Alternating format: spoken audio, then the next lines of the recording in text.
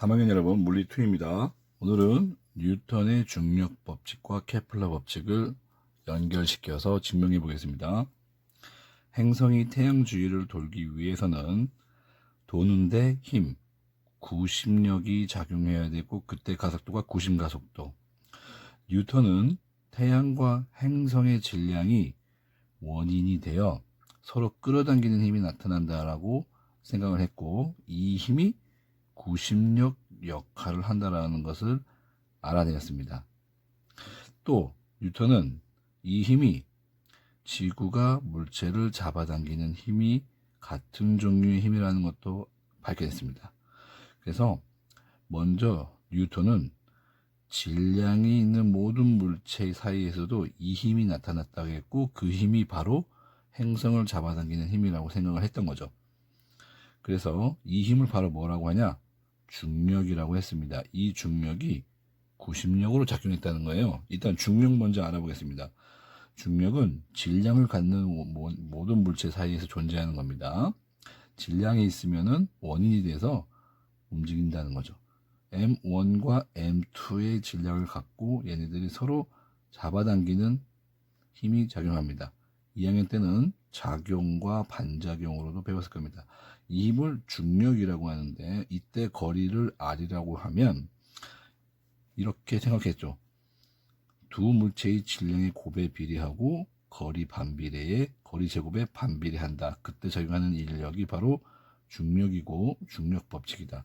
그래서 거리 제곱에 반비례, 질량 곱에 비례, 이런 식에서 등호를 써서 중력 상수 G 값을 넣은 다음에 등호를 썼습니다. 그래서 F는 G 그리고 R 제곱분의 M1N2 이런 식으로 표현하는 게 중력 법칙입니다.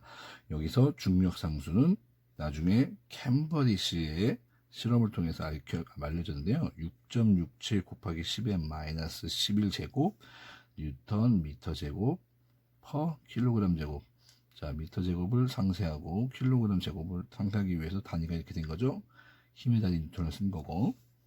그래서 뉴턴의 중력 법칙을 이용해서 케플러가 법칙을 옳았다는 것을 증명해 보겠습니다. 두 행성의 질량 M과 M인데 속력 V로 반지름알인 등속 원운동을 한다고 가정을 할게요. 사실은 뭐죠? 사실은 타원궤도죠. 근데 등속 원운동이라고 가정을 했을 때라고 좀 생각을 해볼게요. 여기서 잘 보면 거리 R 떨어져 있고 태양 M, 지구 행성 M, 그리고 작용 반작용인데 이게 바로 구심력으로 작용하는 거죠. 이게 중력에 해당하는 거고, 그때 접선 방향으로 속력 V. 자, 그래서 중력이 구심력이다 해서 중력은 G R 제곱 Mn. 구심력은 뭐예요? R분의 MV 제곱이죠. 기억나시죠? 그리고 여기에 V는 이 접선 속도는 한 바퀴 도는데 걸리는 시간을 주기 T라고 하죠. 그때 한 바퀴 돌 때 둘레를 V는 T분의 S에서 T분의 2파이R. 한 바퀴에 해당하는 내용이죠. 한 바퀴 걸리는 주기가 그동안 한 바퀴는 2파이R이니까. 이걸 대입하면 자동적으로 케플러 3법칙이 나옵니다.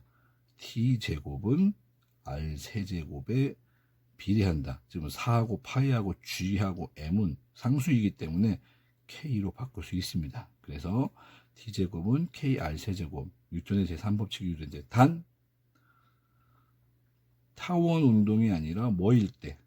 등속 원운동을 할 때라는 가정이 붙었긴 했지만 거의 증명이 됐습니다. 자, 그러면 인공위성 운동에 대해서도 먼저 알아보겠습니다.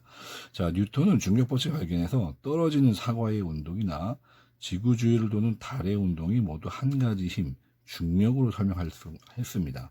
자, 그러면 지구 근처, 지구 질량 M, 표면에 사과 M, 물체가 있고 거리 R, 지구 중심, 지구 반지름이죠. 그래서 지표면 근처의 중력 법칙에 따르면 거리 R 제곱분의 GMM, 이거 다 상수란 말이죠. 네, 이거 질량도 값이 달라지겠지만 이것이 중력을 받는다. 그러면 이거인 크기가 뉴턴의 제2법칙, 자신이 생각하는 뉴턴의 제2법칙이 뭐죠? F는 ma였죠. 그런데 중력 가속도, 이거 잘 생각해 보세요. 지구에서 가는 중력 가속도가 바로 mg였죠. 그래서 뉴턴은 본인이 뉴턴 운동 법칙을 여기다 적용해 본 거예요. 그래서 r제곱분의 gmm인 중력과 뉴턴의 운동 법칙 mg가 같다고 생각해 본 거예요. 그래서 중력 가속도 g를 이렇게 r제곱분의 gm이라고, 거리 r은 상수고 그래서 중력 가속도를 이렇게 생각을 했고, 여기서 g를 중력 가속도라고 정의를 내렸으며 지구에서는 9.8이다. 공기 저항을 무시할 때 이 9.8은 사과를 떨어뜨릴 때 사과는 1초에 9.8m/s, 즉 9.8m/s의 가속도를 나타낸다. 이렇게 우리가 정의를 내릴 수 있었는데요.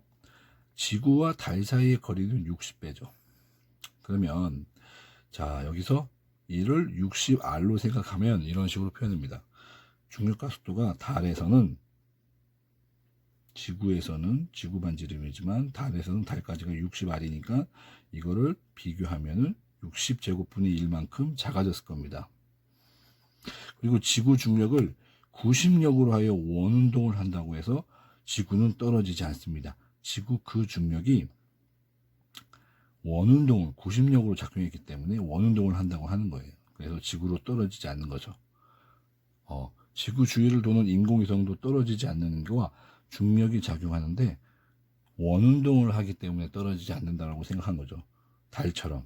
그래서 그거를 바탕으로 인공위성은 달이 지구 주위를 도는 원리를 이용한 겁니다. 잘 보세요. 자, 포탄의 운동을 볼게요. 포탄이 작은 속도로 발사되면 떨어지지, 요만큼 떨어지고 더 빠른 속도로 발사되면 멀리 갈 겁니다. 이런 식으로 하다가 빠른 속도로 발사했을 때 원운동을 해가지고 원래의 자리로 오면은 계속 지구 주위를 돌겠죠. 그렇게 생각된다면 지구 M, 인공위성 M, 그리고 거리 r 떨어져 있는 이 지구 접선 속도가 어느 속도에 도달하면 지구 주위를 떨어지지 않고 계속 도는 거예요. 이때 돌리는 힘의 원인이 바로 중력이고 그게 바로 구심력이었던 거죠. 이 구심력을 계산해 볼 거예요. 그리고 이때 이 속력이 몇인지를 알아볼 겁니다. 그래서 얘가 접선 속도로 원운동을 할 수 있을 만한 이 속력, 최소 속력을 우리가 알아볼 텐데요. 보겠습니다. 인공위성의 속력을 V라고 하고 인공위성이 작용하는 힘을 중력이 뭘로 작용한다고 했죠? 구심력으로 작용하면 이걸 그대로 갖고 옵니다. 중력은 R제곱분의 GMM, 구심력은 R분의 MV제곱. 그때 속력 V에 대해서 정리하면 루트 R분의 GM. 요거의 의미가 뭐냐? 보세요.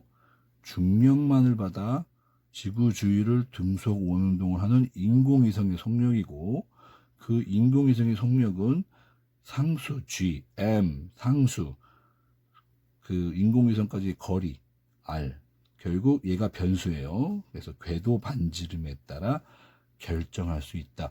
그래서 V는